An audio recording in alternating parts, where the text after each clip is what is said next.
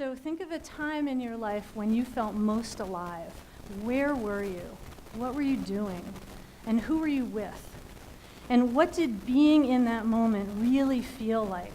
And feel free, since it's a dark room and I can't see any of you with this light, close your eyes and imagine it. These are the kinds of questions that I get to ask people every single day. And the wonderful thing is that because I'm a life coach, they don't throw martinis in my face and they don't slap me. They usually pause and then they think for a minute, and I get some of the most amazing answers I've ever heard and incredible stories, much like the ones we're hearing tonight. So here's a question for you all to think about. Think of a challenge that you're trying to meet or thinking about wanting to meet in this next year, or something that you really want to bring to forth or bring to creation. What in the past have you done that you can use to bring that forward now? What's one challenge that you've met in the past that can help you meet this new challenge today? And what would you do differently than you did in the past? By the way, I'm also an introvert.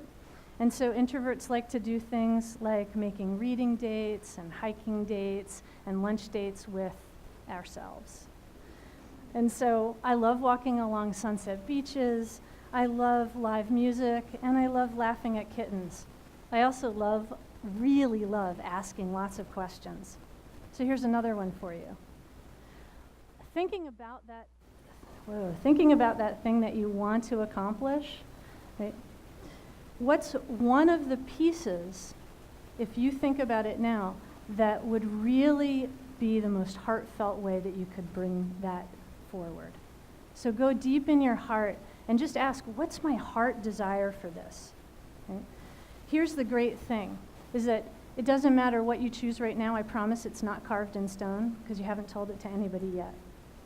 So I want the world to be a happier place. I want people to know that every minute of every day we get a choice, and we can choose to move towards happiness or we can choose to slide away from it. Sometimes we don't even know that we have a choice, and that's what gets us stuck, frustrated, and really cranky. So go back for a minute to that thing that you want to accomplish. Let yourself imagine it as though you've already accomplished it. Seriously, go on, we have time. Feel it, smell it, taste it. Imagine that you're already sitting at the top of the mountain having accomplished it, whatever your dream is.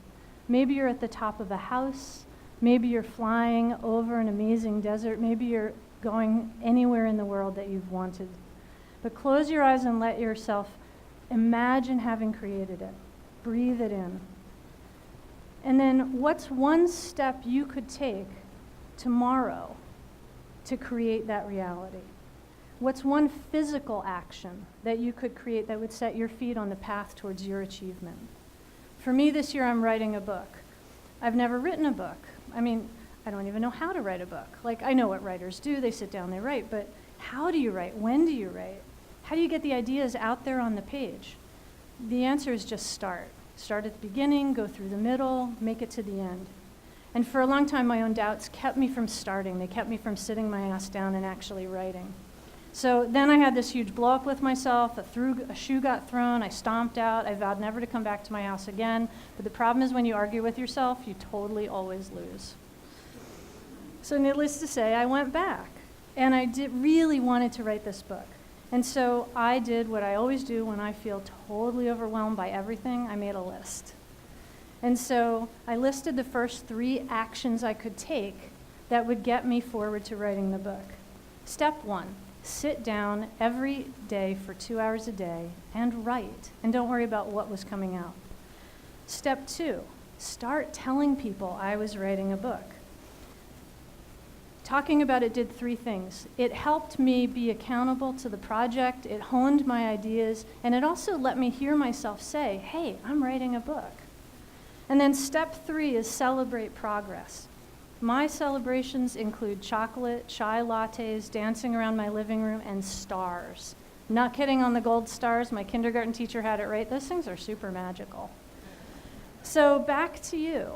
What are 3 steps that you could take to move yourself closer to your goal? Again, take a moment, close your eyes, and think about it. And I'm not kidding when I say write it into your phone. Say it out loud. What are the 3 things? Check in with yourself. Now that you've picked those 3 things, is one of them making you really nervous? If it is, I bet it's something that you told yourself you had to think about. Get out of the thought process. Start writing about it or doing it. Physical action. And then drag any other ideas about thinking out of your head for now. Just move into action. So the last part is the celebration. Figure out something that you can reward yourself with as you move through each step. I don't care if it's gold stars or ice cream cones or chai lattes or dancing with friends or hiking on a mountain, whatever it is that makes you smile and happy and feel lighter. The celebration is really important. And once you've got the steps in mind, write them down somewhere so you remember them. I'm a big fan of putting them on my bathroom mirror. And then start talking about them. So one of the things about talking about it and putting it out there in the world is that it holds you accountable. And there's a really cool, I'm terrible with numbers, but there's a really cool thing I have remembered, which is that if you start a project within the first 24 hours, you are 45% more able to complete it than if you give it a day and a half to sit and stew. Oh, and if you really, really want to get yourself moving, stand up in front of a room full of people, give yourself 7 minutes to talk, and tell them you are all writing a book.